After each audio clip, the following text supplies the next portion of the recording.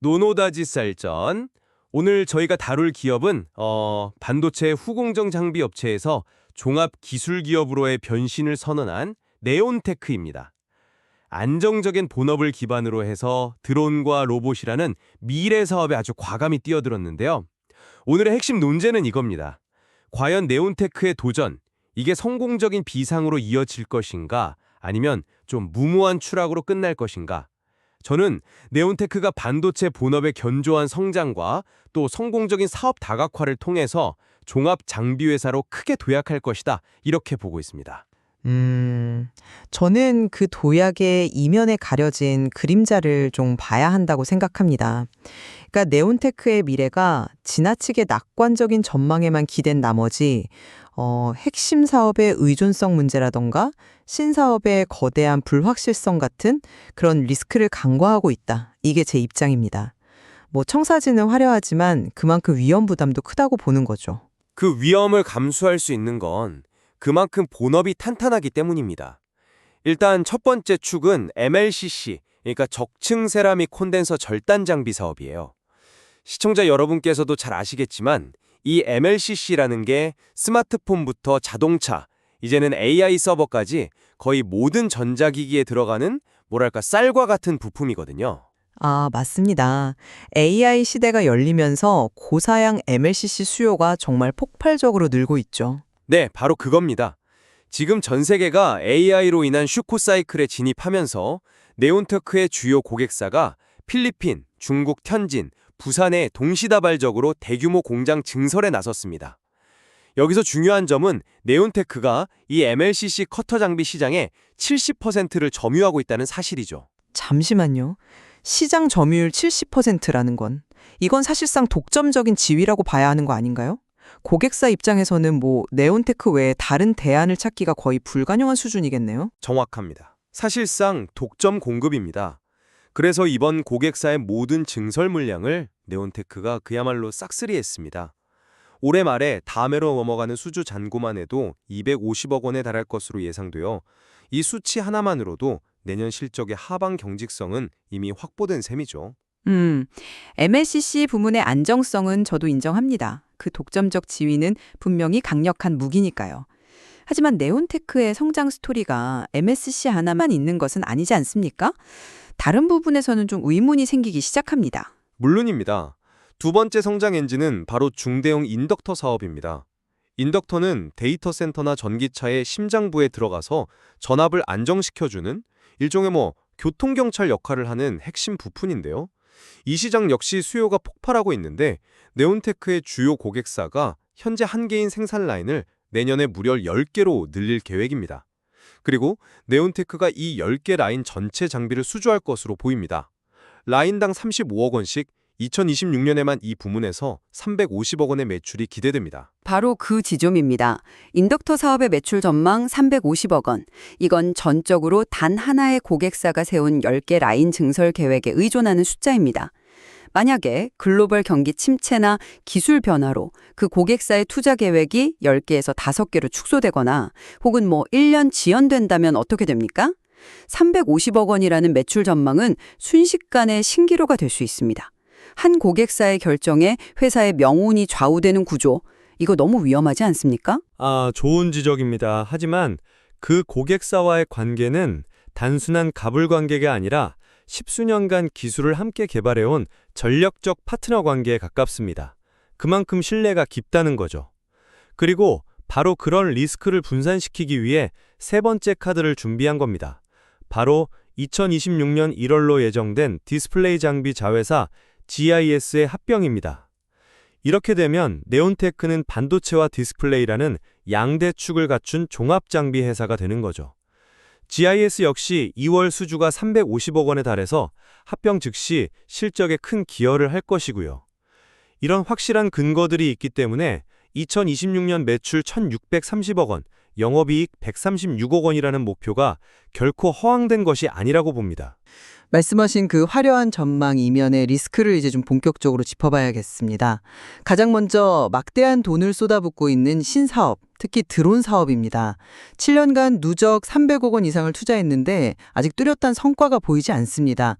가장 큰 기대를 걸었던 330억 원 규모의 방위사업청 무인 정찰기 사업은 어떻습니까? 기술력은 1위로 평가받았지만 경쟁사의 소송으로 계약 자체가 지금 기약 없이 미뤄지고 있습니다. 기술력이 좋다는 것과 그 기술이 실제 돈이 되는 사업으로 이어지는 건 전혀 다른 문제입니다. 그 점은 뭐 일리가 있습니다만 다른 각도에서 볼 필요가 있습니다. 저는 지금이 바로 7년간의 투자가 결실을 맺기 직전의 단계라고 보거든요. 방해사업청 사업에서 기술력 1류로 평가받은 것은 단순한 희망이 아니라 국가가 공인한 객관적인 성과입니다. 경쟁사의 소송은 명백한 발목 잡기이고 이미 법원에서 한 차례 기각 결정이 나오지 않았습니까? 이건 시간 문제일 뿐 일시적인 장애물이 네온테크의 기술적 가치를 훼손하지는 못합니다. 시간 문제라고 하셨지만 그 시간이 대체 얼마나 걸릴지 아무도 모릅니다. 소송이 1년, 2년 길어지면 그 사이의 기회비용과 R&D 비용은 고스란히 회사의 부담으로 남습니다. 우선 협상 대상자라는 지위가 계약 체결을 100% 보장하는 것도 아니고요. 이 불확실성을 너무 가볍게 보시는 건 아닙니까? 오히려 그 기술력을 보고 새로운 기회가 열리고 있습니다. 필리핀, 심지어는 전쟁 중인 우크라이나에서도 네온테크의 드론 기술에 큰 관심을 보이며 접촉해오고 있습니다.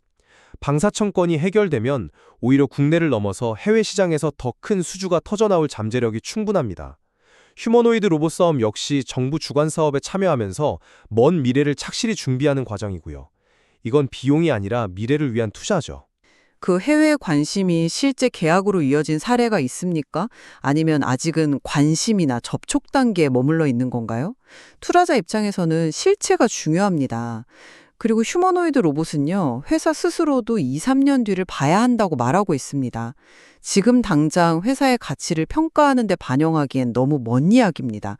현재로서는 수익 없이 비용 부담만 가중시키는 요인으로 작용할 수 있습니다. 본업의 안정성에 대한 우려도 하셨는데 저는 MLCC 시장을 과거와 같은 단순한 경기 순환으로 봐서는 안 된다고 생각합니다. AI가 촉발한 이번 사이클은 질적으로 다른 구조적 성장, 즉 슈퍼사이클입니다. 과거에는 고객사 공장 가동률이 50% 이하로 떨어질 때도 있었지만 지금은 100% 풀가동을 넘어서 중국, 필리핀의 해외 공장까지 증설하고 있거든요.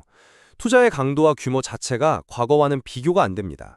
이것이 바로 슈퍼사이클의 명백한 증거죠. 모든 산업에는 주기가 있습니다. 슈퍼사이클이라는 단어에 현혹되어서는 안 됩니다.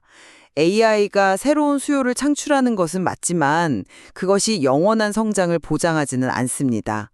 결국 막대한 증설은 언젠가 공급 과잉으로 이어질 수밖에 없고 그때가 되면 사이클의 하강을 피할 수 없습니다. 더 근본적인 문제는 네온테크가 리스크 분산 전략이라고 내세운 GS 합병입니다. 반도체와 디스플레이 이 두 산업 모두 대표적인 경기 순환 산업, 즉 시클리컬 산업 아닙니까? 그렇죠. 하지만 두 산업의 사이클이 항상 똑같이 움직이지는 않습니다.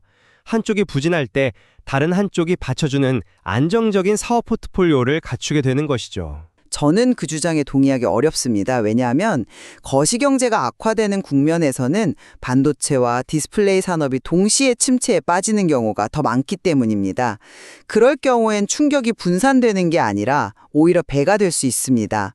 이것을 완벽한 리스크 해지 전략이라고 보기는 좀 어렵죠. 2026년 실적 전망의 신뢰성 문제도 제기하셨는데 저는 그 목표치인 매출 1,630억 원이 매우 구체적인 근거를 가지고 있다고 봅니다. 이건 막연한 희망사항을 나열한 것이 아닙니다. 숫자를 하나씩 뜯어보죠. 먼저 합병되는 GIS에서 내년에 2월 되는 수주와 신규 수주를 합쳐서 예상 매출이 800억에서 900억 원입니다. 그리고 기존 네온테크 반도체 부문에서 MLCC 부문 수주가 꾸준히 발생할 것이고 여기에 앞서 말씀드린 인덕터 부문에서만 350억 원이 더해집니다. 이 숫자들은 이미 고객사의 확정된 투자 계획을 바탕으로 가시권에 들어온 것들입니다. 그 숫자들의 기반이 너무 위태롭다는 말씀을 제가 계속 드리고 있습니다. 고객사가 계획대로 투자를 집행한다 하면 이라는 커다란 전제가 깔려있지 않습니까? 그리고 다시 수익성 문제를 지적하지 않을 수 없습니다. 회사가 제시한 올해, 즉 2025년 예상 실적은 매출 800억 원에 영업이익 12억 원입니다. 영업이익률이 고작 1.5%예요. 이건 뭐 사실상 돈을 거의 못 벌고 있다는 얘기입니다.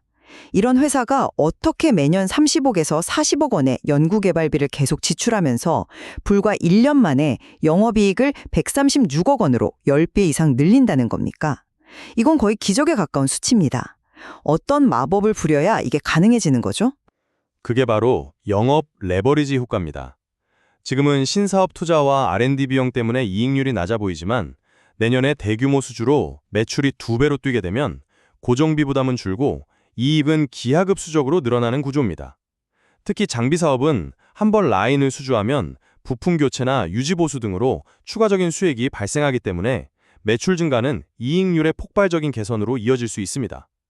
1.5%에서 10% 가까이 이익률이 점프하는 것이 불가능한 시나리오가 아니라는 거죠. 그 영업 레버리지 효과가 발생하려면 말씀하신 매출 1,630억 원이 한치의 오차도 없이 달성되어야 합니다.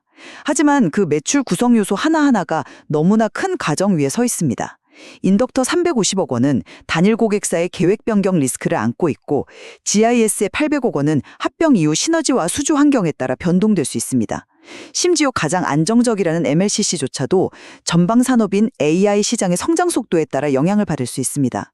이 중 하나만 삐끗해도 10배의 이익 성장이라는 꿈은 멀어지게 됩니다.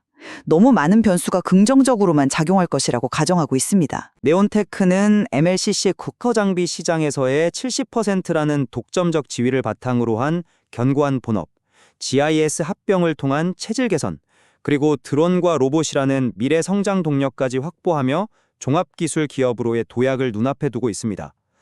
단기적인 소송 문제나 경기 변동에 대한 우려가 있는 것은 사실이지만 회사가 가진 독보적인 기술력과 명확한 성장 로드맵은 이러한 우려를 충분히 상쇄하고도 남는다고 생각합니다.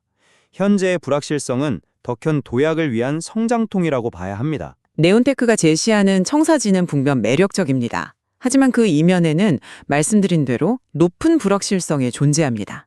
핵심 성장 동력이 되어야 할 드론 사업은 시작부터 법적 분쟁에 발목이 잡혔고 본업 역시 특정 고객사와 전방 산업의 경기에 크게 좌우되는 구조적 한계를 명확히 안고 있습니다.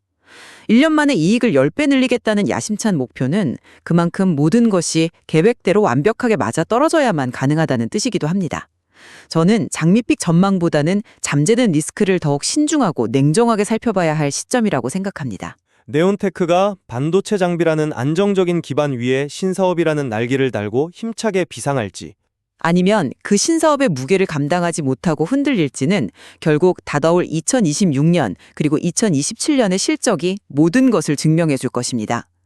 회사의 미래 가치를 판단하기 위해서는 저희가 오늘 논의한 것처럼 제시된 밝은 전망과 그 이면에 숨어 있는 잠재적 리스크를 함께 고려하는 다각적인 시각이 반드시 필요합니다.